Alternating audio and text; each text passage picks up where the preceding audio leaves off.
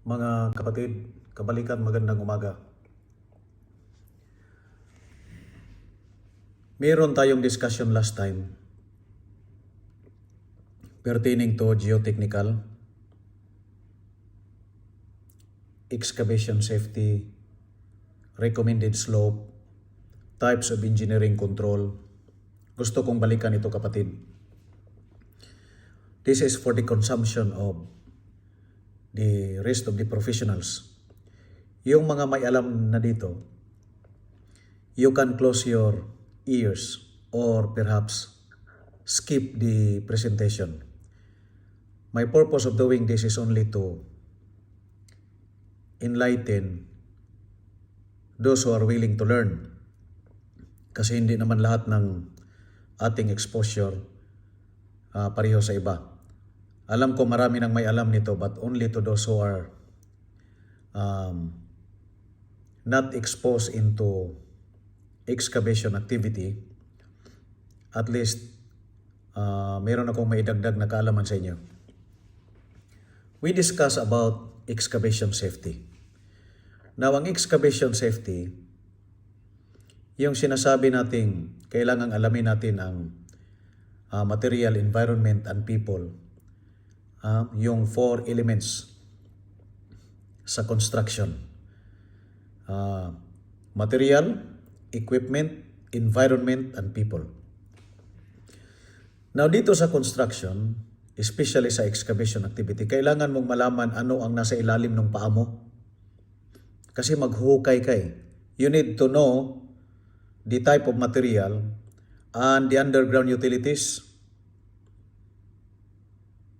para malaman mo, you can assume and prepare the necessary control related sa hazard na inyong ma-experience. But I don't want to touch much on the underground utilities, but I will focus on the engineering control. Kasi mayroong mga projects na namatayan dahil natabunan ang mga tao sa ilalim ng excavation. Meron tayong makikitang mga safety practitioners na aminin lang natin na we are not exposed into reading the geotechnical report. Now, ano ba itong geotechnical report? Ito ang magbigay sa iyo ng kaalaman kung anong nasa ilalim. Anong klaseng material na nasa ilalim, and the water presence, the density, the type of material, the cohesive nature of the material under your feet. Para yung material engineer or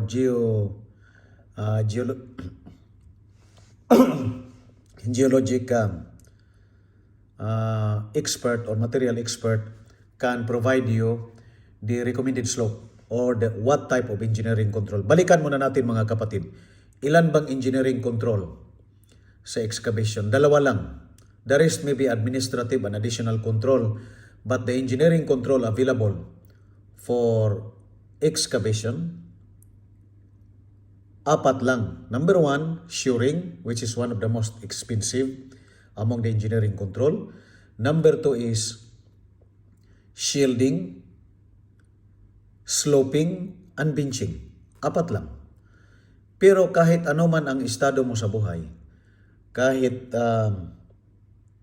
valedictorian ka man or sobra saliente ka when you graduated your engineering, it will not make you immediately an expert to prescribe which type of engineering control na i-apply mo sa iyong project. Now, tandaan natin na babalik pa rin tayo sa geotechnical report. Alright? Because people cannot work in the construction based on his body temperature o base lang sa kanyang kaalaman, base lang sa kanyang previous experience. Pero dito, we need to be very specific kasi bago mag-umpisa ang project, meron na siyang geologic survey.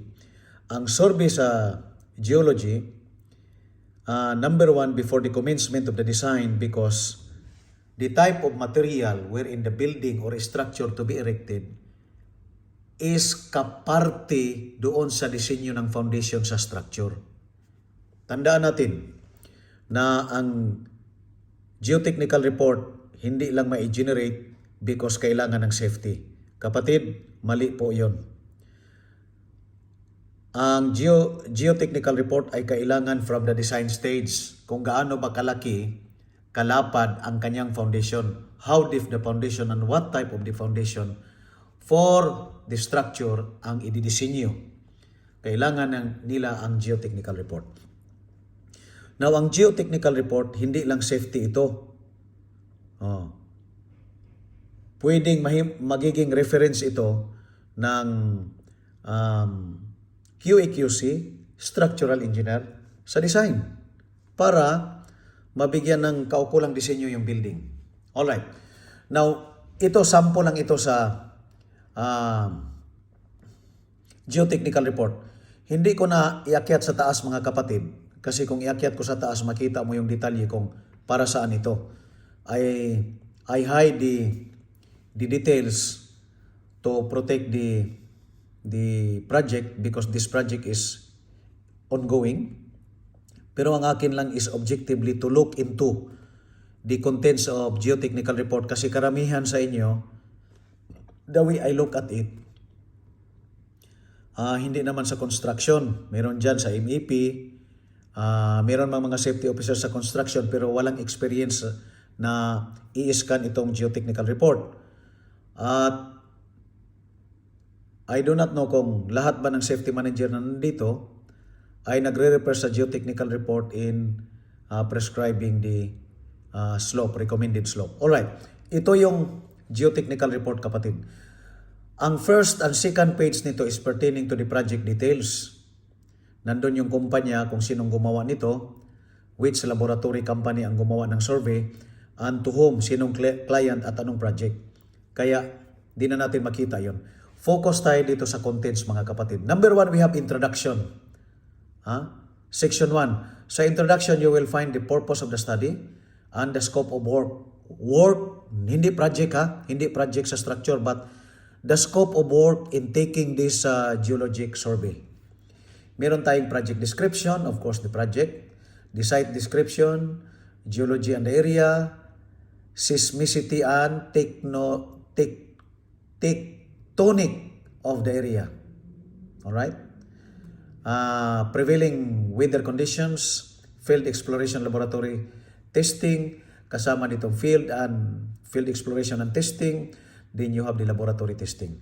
Dito sa material and properties and interpretation, section 8. Section 9 is page 15 na the choice and the type of foundation.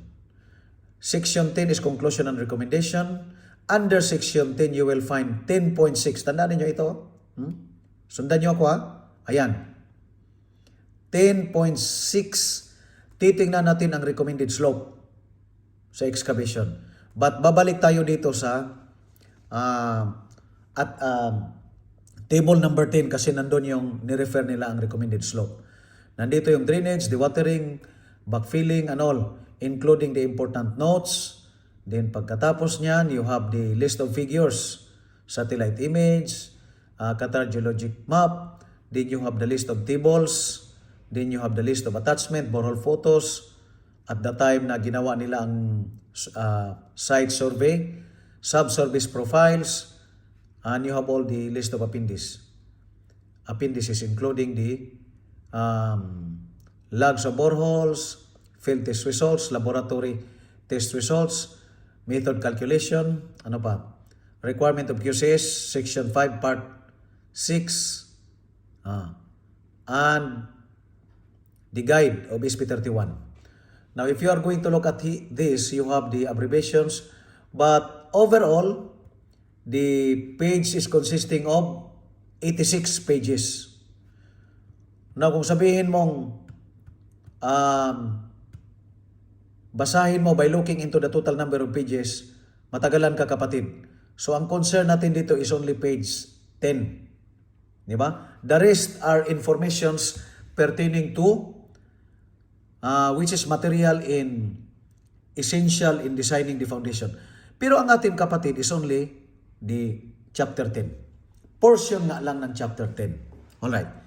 Tandaan natin, na this is geotechnical report. Nagiging ang file na ito available doon sa contractor, sa consultant at sa amin, sa client. Alright. Ito usually, contractor ang obligasyon ang geotechnical report. Pero kung ang design was made ahead of time, no?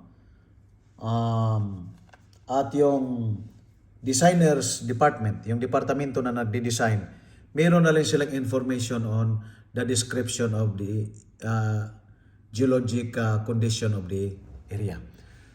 So dito mga kapatid, tandaan mo maraming pages yan, no? Tingnan natin ha, para hindi tayo mawala. And we will be familiar with the contents of including your company. Pwede nyong buklatin ang, kausapin mo yung DC, tingnan nyo yung geotechnical report. Sorry. Ayan. Introduction, purpose of the study, scope of work. Page 1 pa lang yan. Description. Then site description. Then you have the geologic map of the area. Then you have the geology of the area.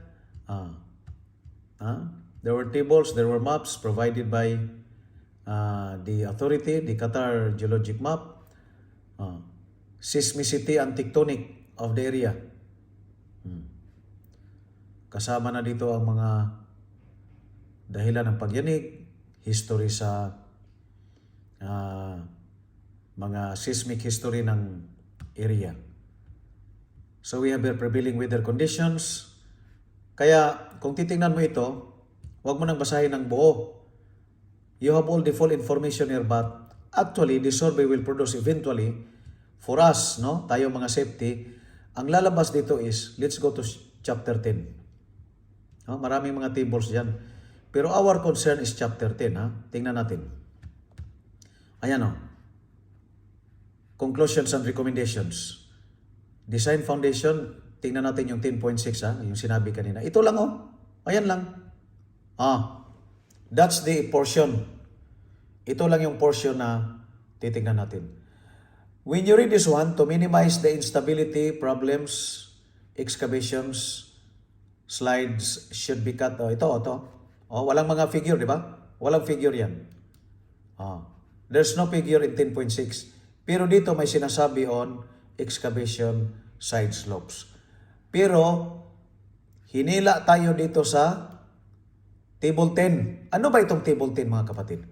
To minimize the instability problems, the excavation side should be cut at a face inclination not steeper than the presented values of the ground materials which is presented in the table 10. Ano itong table 10? Balik na sa taas. Nandito pala sa taas ang table 10. Yung method of excavation, nandiyan na yung ekwipo na magamit mo sa excavation. Earth pressure, foundation. Dito tayo sa table 10. Kasi may sinasabi pala dito sa table 10 eh. Saan ba yung table 10? Ayan o. Table 10, recommended design parameter. Dito tayo sa estimated cut. Di ba? Ayan o, table 10 ha. Hindi tayo magkamali dyan. Table 10, ito yung sinabi dito sa 10.6.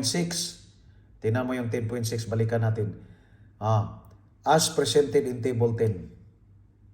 Okay? Now, balik tayo dito sa table 10. Ano bang recommended dito? Tandaan mo kapatid, estimated cut. Ang horizontal niya shall be 2, and ang vertical niya shall be 1. Ayan o.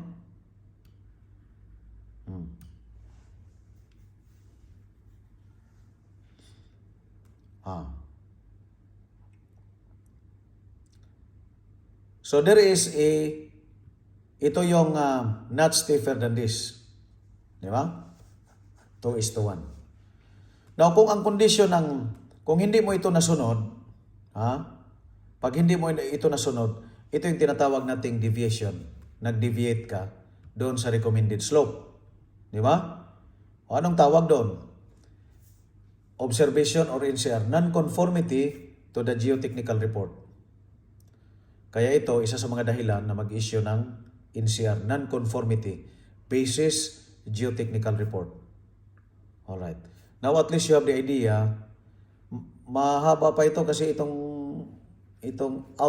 aabot ng 86 pages ito eh.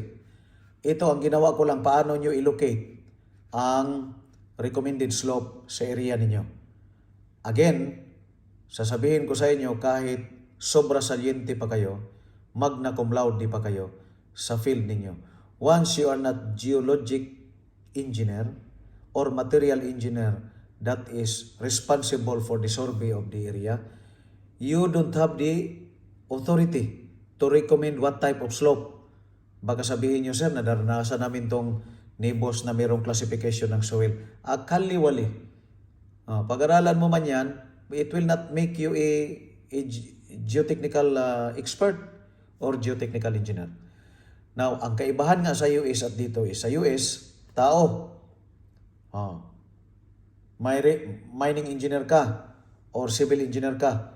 Punta ka doon sa authority, you have to take the training and you will be provided with the exam. Pag pumasa ka, then you will bear that license of a geotechnical engineer. Now, dito sa Qatar, wala. But an entity, mayroong mga engineering laboratory na binigyan ng gobyerno or ng client ng approval for conducting a geotechnical survey sa mga project. That means na-verify ng kliyente na yung mga engineers nila at yung mga ekwipo nila is meeting the requirement to get a closer and more accurate result of what is under our feet para madisenyuhan, mabigyan ng kaukulang recommendations of a recommended slope, shoring, benching, and slope or sloping, depende sa recommendation nila para safe ang construction. Alright? I hope nakakatulong ito sa inyo mga kapatid. I will not reveal which project but this one is ongoing.